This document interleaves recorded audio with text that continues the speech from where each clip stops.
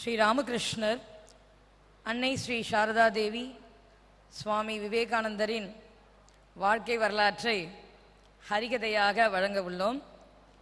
இது எப்படி இருக்குன்னா, காண மயிலாட கண்டிருந்த வான்கோழி தானும் அதுவாக பாவித்தது போல் ஹரிவிரதானந்த மகாராஜ் ஹரிகதாவெல்லாம் கேட்டுட்டு இந்த சிறியனாகிய காமினியுடைய ஹரிகதாவையும் கேட்கறதுக்கு பார்த்தா மயில் ஆடினதை பார்த்துட்டு வான்கோழியினுடைய டான்ஸை பார்த்தா எப்படி இருக்குமோ அது போல தான் இருக்கு. இருந்தாலும் எந்த தைரியத்தில் இந்த ஹரிகதா சொல்ல வந்தோம் அப்படின்னா, குழலையும் யாழையும் விட தன் குழந்தையில் மழலை சொல் இனியது என்பது தாயின் இயல்பு. அந்த வகையிலே அன்னை இந்த ஹரிகதையை விரும்புவாள் என்ற நம்பிக்கையிலும், குருவின் அருள் இருந்தால் எதையும் சாதிக்க முடியும் என்ற திடமான நம்பிக்கையிலே இந்த ஹரிகதையின் குரு யார் அப்படின்னா, இங்கே சொல்லியே ஆகணும், சுவாமி விருப்பாட்சநந்தாஜி மகாராஜ்.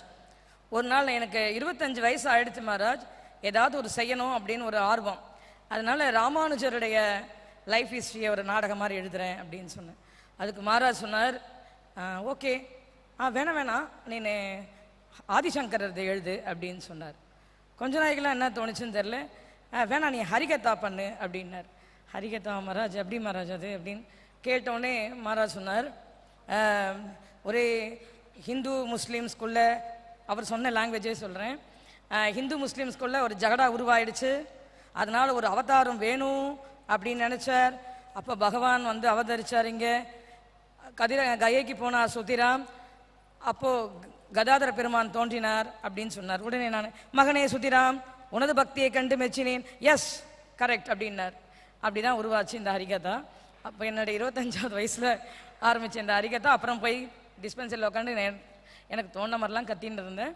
இந்த வாய்ப்பை வந்து எனக்கு வேதப்பிரியந்த மகாராஜ் அமைச்சு கொடுத்துருக்கார். இது எல்லாத்துக்கும் காரணம் பகவான் ஸ்ரீ ராமகிருஷ்ணருடைய திருவருள் அப்படின்னு. எது தவறுகள் இருக்கலாம், தயை கூர்ந்து சுவாமிஜி அவர்கள் என்னை மன்னிக்க வேண்டும் என்று கேட்டுக்கொண்டு உங்களுடைய ஆசீர்வாதத்தில் தைரியமாக இதை ஆரம்பிக்கிறேன். சுமிர் ஸ்ரீ குரு கே சரண கரோ நாம गुणगान आन बिराजिए करी कृपा संत वेश भगवान प्रेम भक्ति को दान दे कीजे कृपा मगान दीन जानी अपनाय प्रभो करिए मम कल्याण. श्री गुरुदेव भगवान की जय.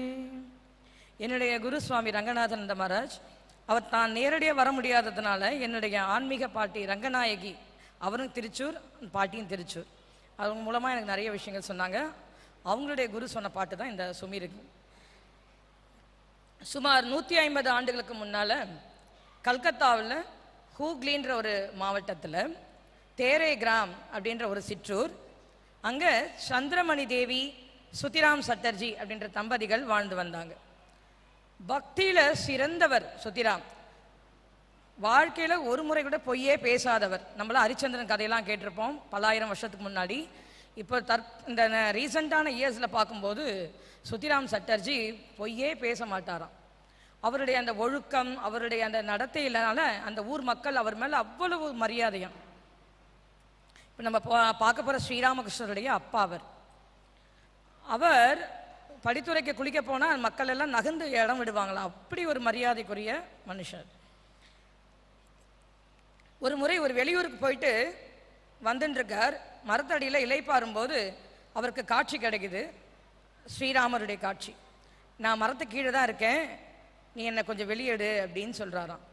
கண் விழித்து அந்த சொன்ன இடத்துல தோண்டி பார்த்தா அங்கே ராமருடைய அந்த சால கிராமம் கிடைக்கிறது.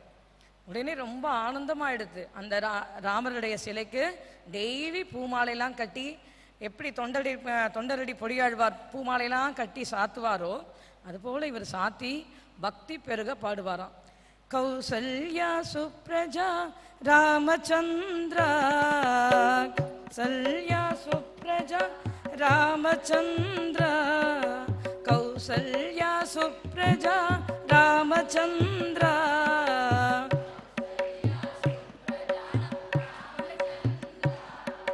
சீதா மனோகரா ராகவேந்திரா,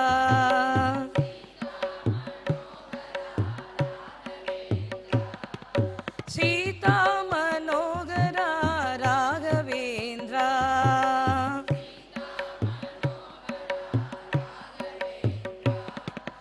கௌசல்யா சுப்ரஜா ராமச்சந்திரா,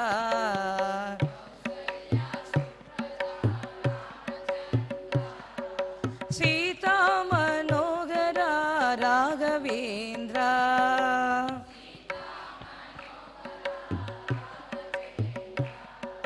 சீதா மனோகரா ராகவேந்திரா.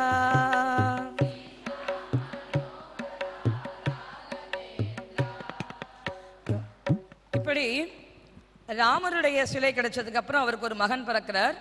அந்த ராமருடைய ஞாபகமா முதல் மகனுக்கு ராம்குமார் அப்படின்னு பேர் வைக்கிறார். அடுத்து அவர் ராமேஸ்வர யாத்திரை செய்யணும்னு நினைக்கிறார். இப்போ ட்ரெயினில், பஸ்ஸில், ஃப்ளைட்டில் எல்லா வசதி இருந்தாலும் நம்மளால் போக முடியல.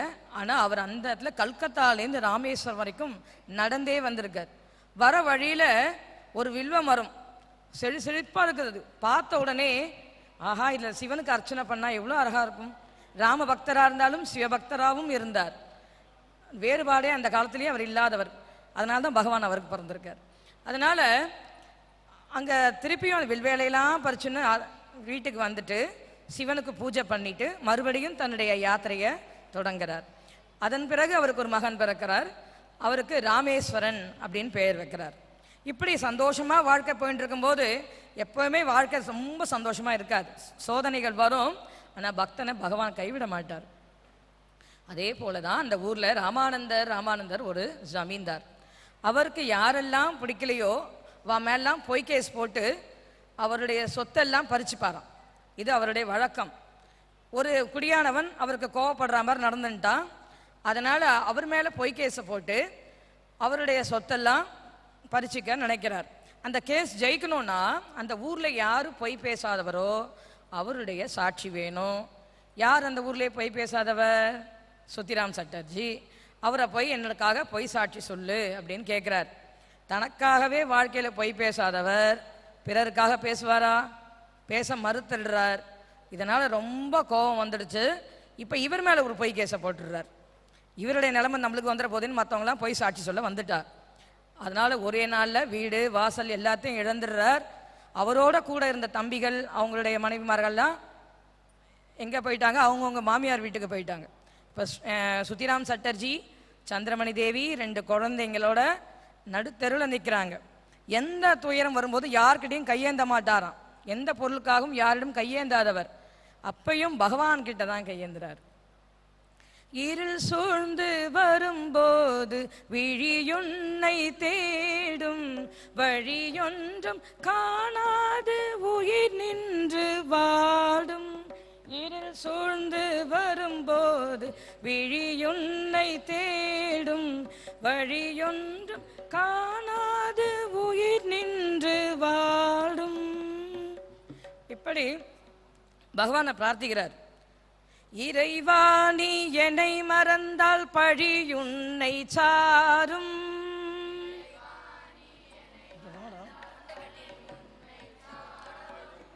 இறைவா நீ என்னை மறந்தால் பழியுன்னை சாரும். இறைவா நீ உயிர் வாடுதே, விழி தேடுதே, உயிர் வாடுதே. உலகாலும் மலை வாழும் ஓமணிவண்ணா, எங்கே நீ எங்கே என் கண்ணன், எங்கே என் கண்ணன், எங்கே என் கண்ணன், எங்கே? இப்படி தேடும்போது பகவான் நண்பனுடைய ரூபத்தில் கமார்புக்கூர்லேருந்து வரார். சுத்திராமுக்கு ஏற்பட்ட இந்த நிகழ்வை கேள்விப்பட்டு தானாகவே வந்து சுத்திராமை தன்னுடைய ஊருக்கு கூட்டின்னு போகிறார். தனக்கு சொந்தமான ஒரு சிறிய வீட்டையும் ஒரு நிலத்தையும் கொடுக்குறார். அங்கு அவர் சந்தோஷமாக வாழ்ந்துட்டு வரார். ஒவ்வொரு குலத்தில் பிறந்தவரும் தன்னுடைய முன்னோர்களுக்கு தான் செய்ய வேண்டிய கடமைகளை சிறப்பாக செய்யணும்னு ஒரு ஐதீகம் இருக்குது. அப்படி கயா கஷேத்திரத்தில் எழுந்தருள் இருக்கக்கூடிய கதாதர பெருமானுடைய திருவடியில் முன்னோர்களுக்கு பிண்டமிட்டா அவர்களுடைய ஆத்மா சாந்தியடையும் அப்படின்றது ஒரு ஐதீகம். தன்னுடைய கடமையை செய்யணும் அப்படின்ற ஆசையில் சுத்திராம் சட்டர்ஜி என்ன பண்ணுறார், கயக்ஷேத்திரத்துக்கு யாத்திரை போகிறார். அங்கே யாத்திரையில் கதாதர பெருமானுடைய திருவடியில் பிண்டம் போட்டு தான் முன்னோர்களுக்கு தான் செஞ்ச எல்லா கடமையும் சிறப்பாக செஞ்சிட்டோன்ற மன திருப்தியில் பகவானை துதித்து பாடுறார். கதாதரா உன்னை கலந்துரவாடும் காலம் வாராதா எந்தன் கதாதரா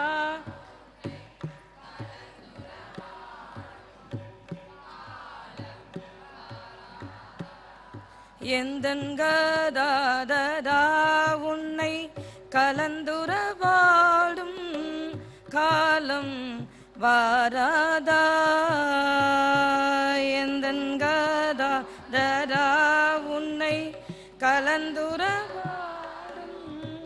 காலம் வாராதா. இப்படி பகவானை துதித்து பாடும்போது அன்றைய இரவு கதாதர பெருமான் அவருடைய கனவுல தோன்றி, மகனே சுத்திரா, உனது பக்தியை கண்டு மெச்சினேன், விரைவில் நானே உனக்கு மகனாக பிறக்கப் போகிறேன் அப்படின்னு சொல்கிறாராம். நம்மளா இருந்தால் ரொம்ப சந்தோஷப்படுவோம். ஆனால் சுத்திராம், வேண்டாம் சுவாமி வேண்டாம், நீங்கள் என்னுடைய அகத்தில் பிறந்தீங்கன்னா உங்களுக்கு கைங்கரியம் பண்ணுற அளவுக்கு என்கிட்ட வசதி இல்லை, அதனால் வேண்டான்னு மறுக்கிறார். அப்போ பகவான் சொல்கிறார், நீ ஒன்றும் கவலைப்பட வேண்டாம், நான் வந்து பிறந்ததுக்கப்புறம் எனக்கு தேவையானது எல்லாம் தானாகவே வந்து சேரும் அப்படின்னு சொல்லிட்டு மறைஞ்சிடுறார். காட்சி கண்ட சுத்திராம் ரொம்ப ஆனந்தத்தோட வீடு திரும்புகிறார். இது இங்கே நடந்துட்டு இருக்கும்போது கமார்புக்கூரில் சந்திரமணி தேவி அவாத்து வாசல்லையே இருக்கக்கூடிய சிவன் கோவிலில் சிவனை சேவிச்சுட்டு இருக்கார். அப்போது சிவபெருமானுடைய அந்த லிங்கத்திலேருந்து ஒளிவெல்லாம் ஓடோடி வந்து அவருடைய வயிற்றில் புகுந்துதான். இதுக்கு சாட்சியாக பக்கத்தில் தனிக்காமாயினி அப்படின்ற அந்த பணிப்பெண் கூடயே இருக்கா. இந்த நிகழ்ச்சியை பார்க்குறா. அந்த ஒளிவெள்ளம் தன்னால் பாஞ்ச உடனே அவன் மயக்க அடிச்சு கீழே விழுந்துடுறா. ஓடி ஓடி ஓடி ஓடி உட்கலந்த ஜோதியே,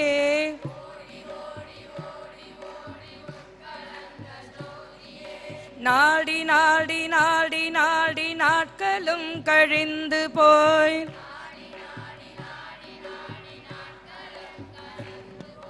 தேடி தேடி தேடி தேடி தேடி வந்த மாந்தருள்,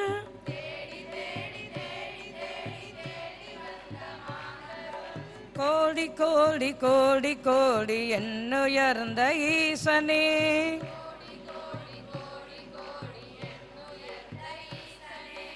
ஓம் நம சிவாய, ஓம் ஓம் நம சிவாய,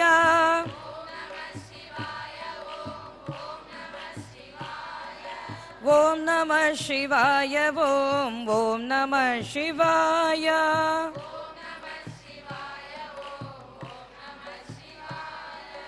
ஓம் நம சிவாய, ஓம் ஓம் நம சிவாய,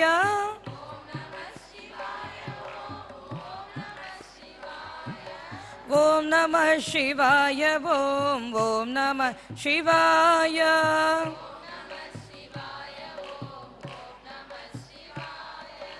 ஓம் நம சிவாய, ஓம் ஓம் நம சிவாய. இப்படி ஹரியும் சிவனும் ஒன்று, இதை அறியாதவர் வாயில் மண்ணு என்பதை தான் பிறப்பதற்கு முன்னாலேயே இங்கே நிரூபிக்கிறார். எப்படின்னா, அவங்க சுத்திராம் சட்டர்ஜி வீட்டுக்கு வந்து சொல்கிறார், இது மாதிரி எனக்கு கதாதர பெருமானுடைய காட்சி கிடச்சிது, பகவான் விஷ்ணுவே வந்து மகனாக பிறக்க போகிறார். இவங்க சொல்கிறாங்க, சிவலிங்கத்திலேருந்து எனக்கு ஒளி வெள்ளம் வந்தது, சிவனே வந்து நமக்கு பிறக்க போகிறார். அப்போ சிவனும் ஒன்று ஹரியும் ஒன்று நடக்கிறதுக்கு முன்னாடியே நம்மளுக்கு இந்த நிகழ்ச்சி மூலமாக நம்மளுக்கு எடுத்துக்காட்டுறார். அதுக்கு ஏற்ற மாதிரியே 1836 பிப்ரவரி 18ஆம் தேதி இந்த உலகத்தில் பகவான் ஸ்ரீ ராமகிருஷ்ணர் குழந்தையாக இங்கே அவதரிக்கிறார். தேவர்கள் ரிஷிகள் எல்லாம் போற்றுறாங்க. பகவான் இங்கே அவதரிச்சா அவங்கெல்லாம் போற்றுவாங்க, நம்மளுக்கு தெரியாது. யுகமெல்லாம் யுகமெல்லாம் உதித்தருள் செய்தாய் போற்றி, கணமெல்லாம் கணமெல்லாம் காத்தருள் செய்வாய் போற்றி, குணமெல்லாம் குணமெல்லாம் கோவில் கொண்டாய் போற்றி, மனமெல்லாம் மனமெல்லாம் மலர வந்தாய் போற்றி.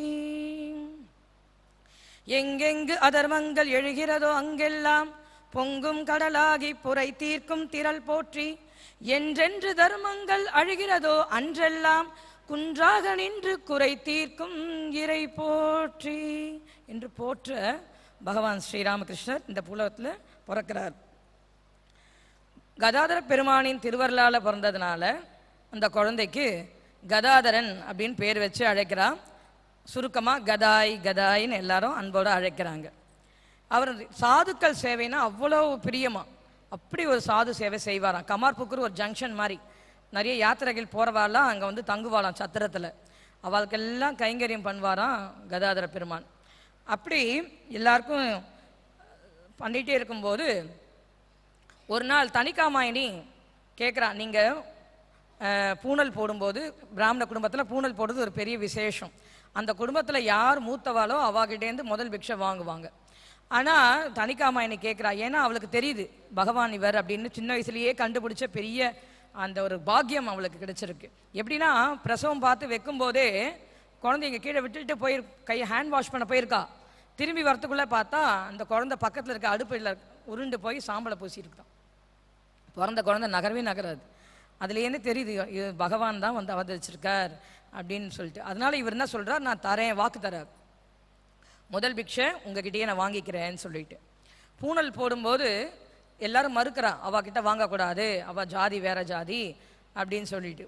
அப்போ இவர் சொல்கிறார், நான் வாக்கு கொடுத்துருக்கேன், பூனல் போடுறதுக்கு முன்னாடியே நான் என் வாக்கை காப்பாற்றலைன்னா பூனல் போட்டால் பொய் பேசக்கூடாது, பிராமணன் பொய் பேசக்கூடாது. நான் பூனல் போட்டுட்டு பொய் பேசினா அப்படி அதுக்கு அர்த்தமே இல்லாமல் போயிடும், அதனால நான் பூனல் போட மாட்டேன் அப்படின்னு சொல்லிடுறாரு. இவருடைய பிடிவாதத்தை பார்த்துட்டு கடைசியில் அவள் குடும்பத்தில் ஒத்துக்கிறா. முதல் பிக்ஷை தனிக்காமாயனிக்கு கொடுக்கிறான். சத்திய யுகத்தை நிறுவிட வந்தவர், சத்திய யுகத்தை நிறுவிட வந்தாய், சத்தியம் ஒன்றே சாதனை என்றாய்.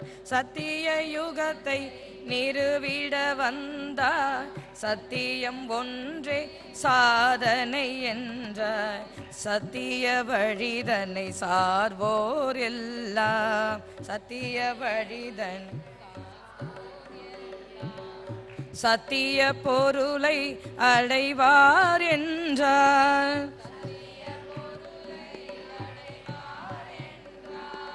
சத்திய வடிவே சனாதனனே,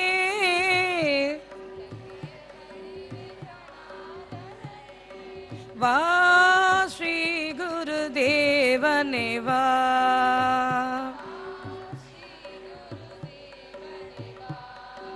வா ஸ்ரீ குரு தேவனே வா.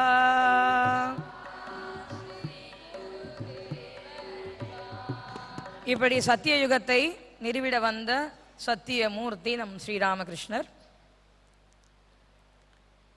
அப்புறம் சிவராத்திரி ஒரு நாள், சிவராத்திரி அப்போ எல்லாரும் விரதம் இருந்து பூஜை எல்லாம் செய்வார். இவர் 6 கால பூஜை செய்யணும்னு அப்படிலாம் ரொம்ப இன்ட்ரெஸ்ட் உண்டு ஸ்ரீராமகிருஷ்ணருக்கு.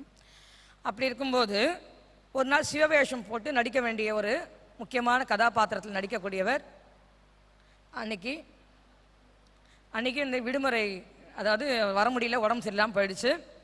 அதனால் என்ன பண்ணார், யாருக்கு போடலாம் அப்படின்னு பார்த்தா கதாதரன் தான் பிடிச்சிருது எல்லாருக்கும். சரி கதாதரனுக்கு, இப்போ நம்ம கதாதரனை பார்க்கலாம், பின்னாடி ராமகிருஷ்ணன் பார்க்கலாம். அதனால் கதாதரனுக்கு இந்த சிவவேஷம் போட்டு நடிக்க சொல்லி ஏற்பாடு பண்ணுறா. ஆனால் சிவமயமாகவே அவர் ஆயிட்டார். சிவனா நடிக்க போனவரால் நடிக்க முடியல, சிவனாவே மாறிட்டார். சிவ சிவ சிவ சிவ சின்மய தேஜா, சிவ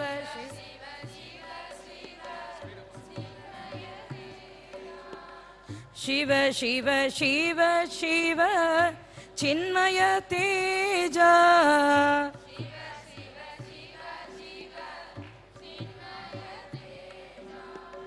शिव शंकर हर ஹே நடராஜா.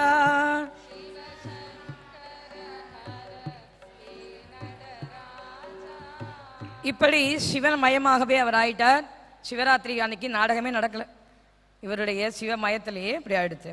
அவருடைய பரவச நிலையில் இதுவும் ஒன்று. இதே மாதிரி இருக்கும்போது அந்த ஊரில் துர்காதாஸ் அப்படின்னு ஒருத்தர் இருந்தார். எங்கள் ஆற்று பெண்கள்லாம் யாரும் பார்த்ததே கிடையாது. எங்களுடைய ஆற்று பொண்ணுங்கள்லாம் முட்டாக்கு போட்டு தான் இருப்பாங்க. அந்த புறம் வரைக்கும் யாரும் வந்தது கிடையாது. அப்படியெல்லாம் பெருமை பேத்திப்பாராம். அப்போது ஸ்ரீராமகிருஷ்ணன் சின்னவராக இருந்தாலும் அங்கே போய் சொல்வாராம், பெண்களை அடக்கி வைக்கிறதுனாலையோ அவங்க பர்தா போட்டுக்கிறதுனாலையோ அவங்களுக்குரிய சுதந்திரத்தை மறுக்கிறதுனாலையோ அவங்கள ஒழுக்கமானவர்களாக மாற்றிட முடியாது. அவர்களுக்குரிய சுதந்திரத்தை கொடுத்தால் மட்டுமே அவர்களால் சுதந்திரமாக வளர்க்க முடியும் அப்படின்னு சொன்னோடனே 2 பேருக்கும் வாக்குவாதம் முத்துது. அப்போ அவர் சொல்கிறார், நான் நினச்சா அவங்க வீட்டுக்குள்ளே வந்து உங்களுடைய பெண்களோட பேச முடியும் அப்படின்னு சொல்கிறார்.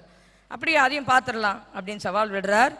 ஒரு நாள் ஸ்ரீராமகிருஷ்ணர் பெண்ணாக வேஷம் போட்டுண்டு அவங்க வீட்டுக்கு போகிறார். நூல் விற்கிற பெண் மாதிரி போயிட்டு கேட்குறார், ஐயா இந்த ஊர்லேயே ரொம்ப பாதுகாப்பான வீடு உங்கள் வீடு தான் கேள்விப்பட்டேன்.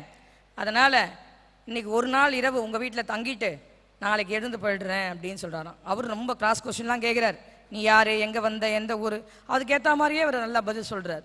உண்மை நம்பிட்டு இந்த கதாயை உள்ளே அலோவ் பண்ணிடுறார். உள்ளே போய் பாடுறதும் ஆடுறதும் அவங்களோட பேசுகிறதும் எல்லாம் உண்மையை பெண்ணுன்னு நினச்சுட்டா எல்லாரும்.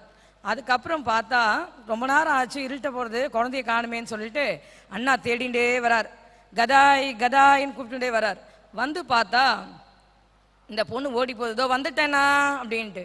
என்ன கதாதரனை கூப்பிட்டா இந்த பொண்ணு ஓடி போகிறது அப்படின்னு பார்த்தா கடைசியில் பொண்ணு இல்லை, கதாய் தான் நம்மளை ஏமாத்திட்டான் அப்படின்னு தெரிஞ்சுட்டு முதல்ல கோவப்பட்டாலும் பிறகு அவர் சொன்ன விஷயத்தினுடைய உண்மையை தெரிஞ்சுட்டு அன்றையிலேருந்து அவங்க வீட்டு பெண்களுக்கு வெளியில் போகலாம் சுதந்திரம் கொடுத்தாராம். அந்த காலத்திலேயே பெண் சுதந்திரத்திற்காக பாடுபட்டவரில் என்னென்னமோ போராட்டம்லாம் பண்ணுறாங்க. ஆனால் அவர் போராட்டம் பண்ணல, அமைதியாக செஞ்சுட்டார். இப்படியே இருக்கும்போது அவர் இந்த ஏட்டுக்கல்வி மேலே ஸ்ரீராமகிருஷ்ணருக்கு இன்ட்ரெஸ்டே கிடையாது. அதனால் அவர் என்ன பண்ணுவார், ஸ்கூலுக்கு போகிறேன்னு சொல்லிட்டு மாமரத்தின் போய் விளையாடுவாராம். முதல் நாள் தெருக்கூத்தில் பார்த்த விஷயங்கள்லாம் நடித்து காமிப்பாராம். இப்படி தான் பண்ணிட்டு இருக்கார். இப்படியே பண்ணியிருந்தா என்ன பண்ணுறதுன்னு சொல்லிட்டு அவங்க அண்ணா, அவள் அப்பா காலம் ஆயிட்டார். அதனால் அண்ணா தான் அடுத்த பொறுப்பு, அப்பா மாதிரி பார்த்துக்கிற பொறுப்பில் இருக்கார். அதனால் அவர் என்ன சொன்னாரா, பையன் இப்படியே இருந்தால் வேஸ்ட்டாக போயிடுவான்னு சொல்லிட்டு அவர் கல்கத்தா காளி கோவிலில் பூசாரியாக இருக்கார். இவரையும் கூட்டுன்னு போயிடுறார். அண்ணா காலத்துக்கு அப்புறமா இவர் பூசாரியாக ஆக வேண்டிய நிலைமை வருது. அப்போது அவர் பூஜை பண்ணுறார். நம்மளை மூலம் ஏனத்தானோன்னு பண்ணிட்டு போக மாட்டாராம். உண்மையாலுமே கடவுள் காளிக்கு உயிர் இருக்கான்னு கிட்டக்க போய் மூச்சு வருதான்னு பார்ப்பாராம். அப்போ வருது, அப்போ அம்மா இருக்கா, வெறும் சிலை கிடையாது, அம்மா உயிரோட இருக்கா. அந்த பாவம் அவருக்குள்ளே வந்துருச்சு. அதுக்கப்புறம் என்ன செஞ்சாராம், அம்மாவுக்கு சாதம் ஊட்டுவாராம். அது மாதிரிலாம் செய்வார். நீ சாப்பிட்றியாம்மான்னு கேட்பாராம். இப்படிலாம் பண்ணிலாம் பாவனையோடு அவர் பூஜை பண்ணுறாரு. இதெல்லாம் பார்த்த உடனே பார்க்குறவங்களுக்குலாம் பைத்தியம் மாதிரி தான் தெரியும். ஒரு நாள் தீவிரமாக ஆயிடுச்சு. அம்மா உன்னுடைய காட்சியை கொடு, நிறைய பேர் காட்சி கொடுத்துருக்கேன்னு கேள்விப்பட்டிருக்கேன், எனக்கும் காட்சி கொடு அப்படின்னு கேட்குறாரு. காட்சி கிடைக்கல. அன்றைக்கி ரொம்ப தீவிரமாயிட்டார். அதனால் என்ன பண்ணார், அங்கே காளி கோவிலில் தொங்கியிருக்க கத்தி எடுத்து தன்னுடைய கழுத்தை வெட்டிக்கலான்னு சொல்லிட்டு கழுத்தை வெட்டிக்க போகிறார். அப்போ அன்னை காளி அங்கே காட்சி கொடுக்குறான். காளியிடம் சீல வரம் கேட்டேன், அவள் வான்மழை போலுடனே இறங்கி வந்தார். காளியிடம் சீல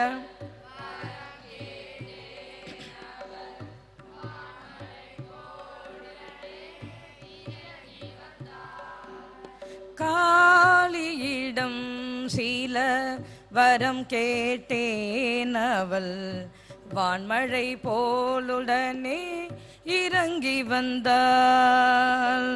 காளியிடம்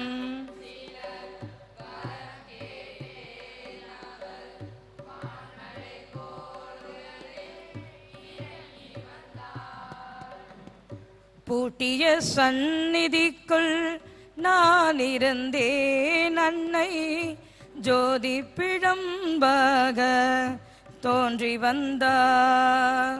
காளியிடம் சீல வரம் கேட்டேன், அவள் வான்மழை போலுடனே இறங்கி வந்தார். இப்படி காளி காட்சிக்காக அவர் ஏங்கி அழுறதை பார்த்துட்டு யாருக்கும் புரியலை. நம்மளுக்கு ஒரு விஷயம் புரியலைன்னா பைத்தியம்னு பேர் கட்டிடுவோம். அதே மாதிரி தான் கதாதரனையும் ஸ்ரீராமகிருஷ்ணரையும் பைத்தியம்னு சொல்லிட்டு எல்லாரும் பேச ஆரம்பிச்சிடுறான். இந்த விஷயம் கிராமத்தில் இருக்கக்கூடிய கமார்புக்கூர் அங்கே இருக்கக்கூடிய அவங்க அம்மா சந்திரமணி தேவியின் காதலை எட்டுது. அவங்க ரொம்ப வருத்தப்படுறாங்க. ஐயோ, நம்ம பையன் பைத்தியமாயிட்டானோ, அவனுக்கு ஒரு கால் கட்டு போட்டால் சரியாயிடும், அதனால் அவனுக்கு ஒரு கல்யாணம் பண்ணி வைக்கணும்னு அவருக்கு தெரியாமல் பொண்ணு தேடுறாருங்க. அவருக்கு இப்போ தெரியாமையே பெண் தேடும்போது எங்கேயும் கொடுக்கல. இந்த பைத்தியக்காரங்க யார் கொடுப்பான்னு சொல்லிட்டு அப்போது ஒரு நாள் பரவச நிலையில் ஸ்ரீராமகிருஷ்ணன் சொல்கிறார், ஜெயராம்பாடியில் ராமச்சந்திர முகர்ஜி வீட்டுக்கு போங்க, அங்கே எனக்காகவே ஒரு பெண் காத்து கொண்டிருக்கிறாள் அப்படின்னு சொல்லிட்டு. என்னடா அது, திருமணம் சொன்னாலே வேணான்னு சொல்லுவான்னு நினச்சோம், இப்போ பொண்ணையே செலக்ட் பண்ணி சொல்கிறாரு அப்படின்னு சொல்லிட்டு போய் பார்த்தா அங்கே ஆச்சரியம். அங்கே 5 வயது சிறுமி சாரதா தேவி இருக்காங்க. ஸ்ரீராமகிருஷ்ணருக்கு வயசு 23. ஸ்ரீராமகிருஷ்ணருடைய வயசோ 23. அந்த கால வழக்கப்படி அவங்க தான் பெண் தரேன்னு சொல்லிட்டாங்க. இப்போ அன்னையினுடைய லைஃப்பை டீட்டெயிலாக சொல்லலான்னு பார்த்தோம்னா டைமை கொண்டு கொடுத்துட்டாங்க, 10:10க்கு முடிச்சிடணும்னு சொல்லிட்டு. ஸோ இப்போ மூவருடைய வாழ்க்கையை 30 நிமிஷத்துக்குள்ளே முடிக்க சொல்கிறது ரொம்ப கஷ்டம். இருந்தாலும் காலத்தை கருதி சுருக்கமாக முடிக்கணும். சீக்கிரம் முடிச்சிடணும் மகாராஜ். கமார்புக் ஜெயராம்பாடியில் போய் பார்த்தா அங்கே 5 வயது சிறுமி சாரதா தேவி இருக்கா. ஸ்ரீராமகிருஷ்ணருடைய வயசு 23, 18 வயசு வித்தியாசத்தில் அந்த கால வழக்கப்படி திருமணம் நடக்குது. 5 வயது ஆனவுடன் அந்த நாளில் உள்ள வழக்கப்படி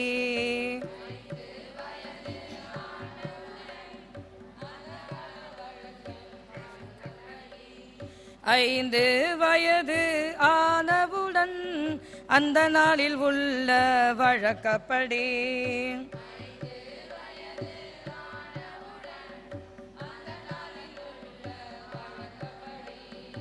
அம்மையாருக்கு திருமணத்தை செய்து முடிக்க பந்துக்களும்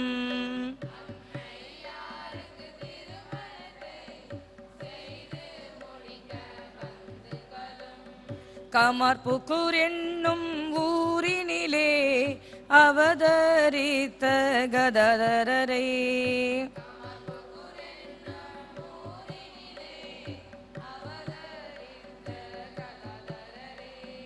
அம்மையாருக்கு மனம் முடித்து மகிழ்ந்தனரே பந்துக்களும் மகிழ்ந்தனரே பந்துக்களும். இப்படி 5 வயதான சிறுமி சாரதைக்கும் 23 வயதான ஸ்ரீராமகிருஷ்ணருக்கும் திருமணம் நடைபெறுகிறது. அதுக்கு பிறகும் திருப்பி அவர் என்ன பண்ணுறார், சாதனைக்கு போயிடுறார். இஸ்லாமிய மத சாதனை பண்ணுறார், முகமது நபியினுடைய காட்சி கிடைக்குது. கிறிஸ்துவ மத சாதனை பண்ணுறார், இயேசு கிறிஸ்துவனுடைய காட்சி கிடைக்குது. தன்னை ஆஞ்சநேயராக பாவித்து சாதனை பண்ணுறார், ஆஞ்சநேயருடைய காட்சி கிடைக்குது. சீதா தேவியினுடைய காட்சி கிடைக்குது. சீதை அப்போ என்ன வளையல் போட்டிருந்தாலோ அந்த வளையல தான் அன்னை சாரதைக்கும் ஸ்ரீராமகிருஷ்ணர் பண்ணி கொடுத்தார். அந்த படத்தில் பார்த்தீங்கன்னா தெரியும் அந்த வளையல், அது அன்னை சீதையினுடைய கையில் அணிந்திருந்த வளையல் தான். இது மாதிரி பல மத சாதனைகள்லாம் செய்யும்போது இப்போ திருப்பியும் என்னன்றாரு, அவங்கள பைத்தியம் அப்படின்ற விஷயம் ஜெயராம்பாடிக்கு போகுது. இப்போ அன்னை கொஞ்சம் வயசாகிடுது. இப்போ அவங்களுக்கு 5 வயசில் திருமணம் ஆச்சாலும் கொஞ்சம் பெரியவளான பிறகு தான் மாமியார் வீட்டுக்கு அனுப்புவாங்க. அது மாதிரி கேள்விப்படுறாங்க, ஜெயராம்பாடியில் ஸ்ரீராமகிருஷ்ணருக்கு பைத்தியம் முடிச்சுட்டு விஷயம் பரவுது. அவள் காதுபடவே பேசுகிறாங்க எல்லாரும், ஐயோ பாவம் சாரதா, இவ்வளோ போய் இந்த பைத்தியத்துக்கு கல்யாணம் பண்ணி வச்சுட்டாங்களே அப்படின்னு சொல்லிட்டு. அன்னை இதை கேட்டவொடனே ரொம்ப வருத்தப்படுறாங்க. ஐயோ என் கணவர் பைத்தியமா, அது மாதிரிலாம் இருக்கக்கூடாதே அப்படின்னு சொல்லிட்டு போய் நேராக பார்க்கணுன்னு ஆசை. இப்போல்லாம் போய் டக்குன்னு பஸ்ஸை பிடிச்சி போயிடுவோம், ஆனால் அப்போல்லாம் சொல்ல முடியாது, நான் எப்போ எங்கள் ஆத்துக்கார பார்க்குறேன் அப்படி சொல்ல முடியாது. அதனால் அப்பா கிட்ட சொல்கிறாங்க, அப்பா நம்ம கங்கை யாத்திரை போகலாமா அப்படின்னு சொல்லிட்டு. அப்பாவும் புரிஞ்சுட்டார் பொண்ணுடைய மனசில் என்ன இருக்குன்னு தெரிஞ்சுட்டு அவர் ஒரு யாத்திரைக்கு ரெடி பண்ணுறார். போகிற வழியிலேயே உடம்பு சரியில்லாமல் போகிறது. அப்போ அன்னைக்கு காய்ச்சல் வந்துடுது, காளியினுடைய காட்சி கிடச்சி அவங்களோட உடம்பு சரியாகுது. மறுநாள் போய் தட்சிணேஸ்வரத்தில் பார்க்குறார். அப்போ பார்க்கும்போது ஸ்ரீராமகிருஷ்ணர் எவ்வளோ அன்போடு வரவேற்கிறார் தெரியுமா. என்ன சாரதா இவ்வளவு தாமதமாக வந்திருக்கியே அப்படின்னு கேட்குறார். அப்படி கேட்டவுடனே அம்மாவுக்கு தெரியுது, ஊரார் பேசினதெல்லாம் வம்பு, நம் கணவர் பைத்தியம் இல்லை அப்படின்னு சொல்லிட்டு ரொம்ப சந்தோஷம் அடைகிறாங்க. அதே மாதிரி ஒரு நாள் அன்னை குருதேவருக்கு பணிவிடை செஞ்சுட்டு இருக்கும்போது கேட்குறாங்க, நீங்கள் என்னை எப்படி பார்க்குறீங்க அப்படின்னு கேட்குறது. அதுக்கு முன்னாடி ஸ்ரீராமகிருஷ்ணர் கேட்குறாரு அன்னைய, என்ன சாரதா, உலகியல் வாழ்க்கையில் என்னை இழுக்கிறதுக்காக தான் நீங்கள் வந்திருக்கியா அப்படின்னு கேட்குறார். அவங்க மனசில் என்ன இருக்குன்னு தெரிஞ்சுக்கிறதுக்காக. அப்போ அன்னை சொல்கிறாங்க, உலகியல் வாழ்க்கையில் உங்களை இழுப்பதற்காக நான் இங்கே வரவில்லை, மாறாக உங்கள் ஆன்மீக வாழ்க்கையில் சேவை செய்வதற்காகவே வந்திருக்கிறேன் அப்படின்னு சொல்கிறார். இந்த பதிலால் ஸ்ரீராமகிருஷ்ணர் ரொம்ப சந்தோஷப்படுறார். உடனே அன்னை கேட்குறாங்க ஸ்ரீராமகிருஷ்ணரை பார்த்து, நீங்கள் என்னை எப்படி பார்க்குறீங்க அப்படின்னு கேட்குறார். அன்னை சொல்கிறாங்க, கோவிலில் இருக்கக்கூடிய அம்பிகையும் நகபத்தில் இருக்கும் எனது தாயும் நீயும் எனக்கு ஒருவராகவே தெரிகிறது அப்படின்னு சொல்கிறார். இதில் பெற்ற தாயும் வழிபடும் தெய்வமும் மனைவியும் ஒன்று என்பதை, தன்னுடைய வாழ்க்கையில் மனைவிக்கு மரியாதை கொடுக்க வேண்டும் என்பதையும் அவர் அங்கே நினைவூட்டுகிறார். தன்னுடைய வாழ்க்கையில் ஒவ்வொரு நிகழ்ச்சியிலும் பகவான் நமக்கு காண்பித்து கொண்டே வருகிறார். அப்படியாக இருக்கும்பொழுது இப்படி காலம் போயிட்டே இருக்கு. எப்படி நம்ம விவேகம் வைராகியம் இதோட வாழணும்னு சொல்றார், பாகவதம் சொல்லுது. அதை வாழ்க்கையில் நடத்தி காட்டிருக்கார். விவேகம் வைராகியம் என்னும் இரு காலை பூட்டி, விவேகம் வைராகியம் என்னும் இரு காலை பூட்டி, பக்தி என்னும் வண்டித நீலே அம்மனி ஞான வழி தேடினாலே, அம்மனி ஞான வழி தேடினாலே. விவேகம் வைராகியம் என்னும் இரு காளைகளை பூட்டி பக்தி வண்டியிலே பயணித்தார்கள். இப்பொழுது காளியின் காட்சிக்காக எப்படி துடிச்சாரோ அதே போல பக்தர்களுக்காக தன்னுடைய ஆன்மீக அனுபவத்தை புரிந்து கொள்வதற்காக பக்தர் கூட்டத்திற்காக இயங்குறார். அப்படிதான் ஒவ்வொருத்தரா வரார். ராமகிருஷ்ணருடைய ஆன்மீக புதல்வர் என்று பிற்காலத்திலே அறியப்பட்ட சுவாமி பிரம்மானந்தர் ராமகிருஷ்ண மடத்தின் முதல் பிரசிடென்ட், அவர் வரார். அதற்கு அப்புறம் அவருடைய கிளாஸ்மேட் சுவாமி விவேகானந்தர் வரார். விவேகானந்தர் சீக்கிரத்தில் யாரையுமே ஏற்றுக்க மாட்டார். அவர் என்ன பண்ணுறார், எல்லார்கிட்டையும் கேட்குறார், நீங்கள் கடவுளை பார்த்துருக்கீங்களா, நீங்கள் கடவுளை பார்த்துருக்கீங்களான்னு கேட்குறார். யாருக்குமே சரியான பதில் சொல்ல முடியல. ஆனால் ஸ்ரீராமகிருஷ்ணரை பற்றி கேள்விப்பட்டு அவர்கிட்ட வந்து பார்க்குறார், நீங்கள் கடவுளை பார்த்துருக்கீங்களா அப்படின்னு. ஸ்ரீராமகிருஷ்ணன் சொல்கிறார், நான் கடவுளை பார்த்துருக்கேன், உன்னை பார்க்கறத விட பல மடங்கு தெளிவாக அவரை பார்த்துருக்கேன், நீ விரும்பினால் உனக்கும் காண்பிக்க முடியும் சொல்கிறார். இந்த மாதிரி பதிலை யாருமே சொல்லலை. சொன்ன உடனே ஏற்றுக்கிறவர் கிடையாது விவேகானந்தர். எல்லாத்துலேயும் சோதிச்சு தான் ஏற்றுப்பார். அவருக்கு நிறைய சந்தேகம் வருது.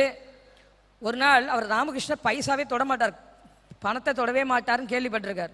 அதனால் அவருடைய படுக்கைக்கு ஒரு ரூபா காயினோ ஏதோ நாணயத்தை வச்சிடுறார். ஸ்ரீராமகிருஷ்ணன் வெளியே போயிட்டு வரார். அந்த கட்டிலில் உட்காண்டா தேள் கொட்டின மாதிரி துடிச்சு எழுந்துக்கிறார். என்னுடைய படுக்கையில் என்னமோ இருக்குது, ஆராய்ச்சி பண்ணுங்கன்னு பார்த்தா அதில் நாணயம் இருக்குது. அப்போ விவேகானந்தர் நான் தான் அதை செஞ்சேன் அப்படின்னு சொல்லி ஒத்துக்கிறார். நல்ல சீடன். குரு சொல்கிறார், இப்படி தான் குருவை சோதிச்சு ஏற்றுக்கணும்னு அவர் சொல்கிறார். நல்ல குரு நல்ல சிஷ்யர். இப்படி விவேகானந்தர் வந்து சேர்றார். ஒரு நாள் ராமகிருஷ்ணர் தொண்டையில் புண்ணு ஏற்பட்டு முடியாமல் படுத்திருக்கார். இப்போ சந்தேகம் வருது. அவருக்காக வீட்டெல்லாம் விட்டுட்டு வந்து இங்கே சேவை செஞ்சிட்ருக்கார். இப்பயும் சந்தேகம், இந்த கேன்சர் வந்து இந்த அவஸ்தைப்படுற நேரத்துலையும் இவர் தான் பகவான் அப்படின்னு சொன்னால் நான் நம்புகிறேன். மாடியில் அவர் தங்கியிருக்கார் ஸ்ரீராமகிருஷ்ணர். கீழே ஒரு அறையில் சுவாமி விவேகானந்தர் நினைக்கிறார், இந்த உடம்புலையும் தான் பகவான் அவர் சொன்னார்னா, அவர் வாயாலே சொன்னார்னா நான் கடவுள்னு ஒத்துக்கிறேன் அப்படின்னு சொன்னாராம். அப்போது கூப்பிட்டு அனுப்புகிறார் நரேனை. பார்த்து கேட்குறார், நரேன் உனக்கு இன்னும் சந்தேகமா? யார் ராமராவும் யார் கிருஷ்ணராவும் இந்த பூலோகத்தில் அவதரிச்சாரோ அவரே இந்த உடம்புல, நான் எப்பயுமே சொல்ல மாட்டார் அவர், அதனால் இந்த உடம்புல ஸ்ரீராமகிருஷ்ணராக இருக்கார் அப்படி சொன்னதுக்கப்புறம் இவர் பகவான்றதை புரிஞ்சுட்டு அவர் சரணடைகிறார். ராமஸ்வரூபா கிருஷ்ணஸ்வரூபா ராமகிருஷ்ணா போற்றுகிறோம். ராமஸ்வரூபா கிருஷ்ணஸ்வரூபா ராமகிருஷ்ணா போற்றுகிறோம். சகலஸ்வரூபா சாந்தஸ்வரூபா பரமஹம்சா வணங்குகிறோம்.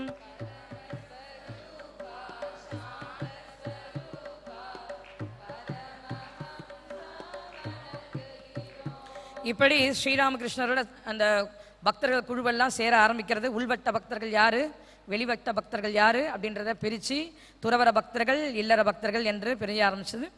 அப்புறம் ஒரு பெரிய சங்கமே உருவாச்சு. 1886 ஆகஸ்ட் 16 பகவான் ஸ்ரீராமகிருஷ்ணர் இந்த பூலோக வாழ்வை துறக்கிறார். அவரையே சார்ந்திருந்த அன்னைக்கும் பக்தர்களுக்கும் ஒரு ரொம்ப கஷ்டமா இருக்குது. உனையன்றி துணை காணே ஸ்ரீராம கிருஷ்ணா, உனையன்றி துணை காணே, உனையன்றி துணை காணேன் ஸ்ரீராம கிருஷ்ணா.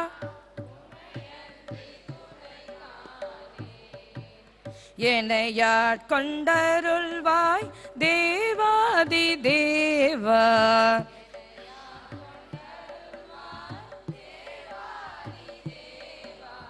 உனையன்றி துணை காணேன். இப்படி ஸ்ரீராமகிருஷ்ணர் மறைவுக்கு பிறகு அன்னை யாத்திரை போகிறாங்க. அதுக்கப்புறம் சங்க ஜனனியாக இருந்து எல்லாருக்கும் வழிகாட்டுறாங்க. சுவாமி விவேகானந்தர் வேதாந்த கொடியை வெளிநாட்டிலே நாட்டிவிட்டு திருப்பியும் இந்தியாவுக்கு வந்து வேலூர் மடத்தை நிறுவனர். எல்லா பக்தர்களும், இல்லற பக்தர்கள், வாழ்க்கையில் கஷ்டப்பட்டு வரவங்க, அவங்களுக்குன்னு தங்கறதுக்கு ஒரு இடம் வேணும் அப்படின்னு சொல்லிட்டு அவங்க வந்து இங்கே வந்து தன்னுடைய குறைகளை சொல்லி அவங்க இலைப்பாறணும் அப்படின்னு அன்னை வேண்டுறாங்க. அதுக்கேற்ற தான் வேலூர் மடம் உருவாச்சு. இப்போ காலம் கருதினால வேக வேகமாக சொல்ல வேண்டியதாக இருக்குது. அதனால் அன்னையினுடைய வாழ்க்கையும் சுவாமிஜியினுடைய வாழ்க்கையும் இதில் ஒரு சின்ன சின்ன விஷயங்கள் மட்டும்தான் சொல்ல முடிஞ்சது. அதனால் காலம் கருதி இந்த அதிகதையை சீக்கிரம் முடிக்க 2 நிமிஷம் வர 2 நிமிஷம் முடிஞ்சிச்சு. அதை முடிக்கிறோம். அன்னை சாரதா தேவி அவள் அன்பென்னும் தாய் வடிவ துறவி. அன்னை சாரதா தேவி அவள் அன்பென்னும் தாய் வடிவ துறவி. அன்னை சாரதா தேவி. அன்னை சொல்றாங்க, யாரெல்லாம் வந்திருக்கிறார்களோ, யாரெல்லாம் வரவில்லையோ, இன்னும் யாரெல்லாம் வர இருக்கிறார்களோ, அந்த என் குழந்தைகள் அனைவருக்கும் எனது நல்லாசிகளை தெரிவித்துவிடு. குழந்தாய், உனக்கு மன அமைதி வேண்டுமானால் பிறரிடத்து குற்றம் காணாதே, உன்னுடைய குறைகளையே பார். உலகில் உள்ள யாவரும் அந்நியர் அல்ல, உலகம் முழுவதும் உனது சொந்தம். இந்த அன்னையினுடைய இந்த மெசேஜோட 1902 சுவாமி விவேகானந்தர் மகாசமாதி அடைகிறார். அதன் பிறகு சங்க ஜனனியாக இருந்து முழு பொறுப்பையை ஏற்றுண்டு மக்களுக்கு வழிகாட்டி 1920 ஜூலை மாதம் அன்னையும் மகாசமாதி அடைகிறார். ஆனால் அவர்களுடைய வாக்கும் வாழ்வும் நமக்கு இன்றும் வழிகாட்டி கொண்டிருக்கிறது. ஆகையால் திருமூவரின் திருவருளை பெற்று நாம் வாழ்வாங்கு வாழ அவர்களிடம் பிரார்த்தனை செய்து கொண்டு இந்த ஹரிகதையை நிறைவு செய்கிறேன். நன்றி, வணக்கம்.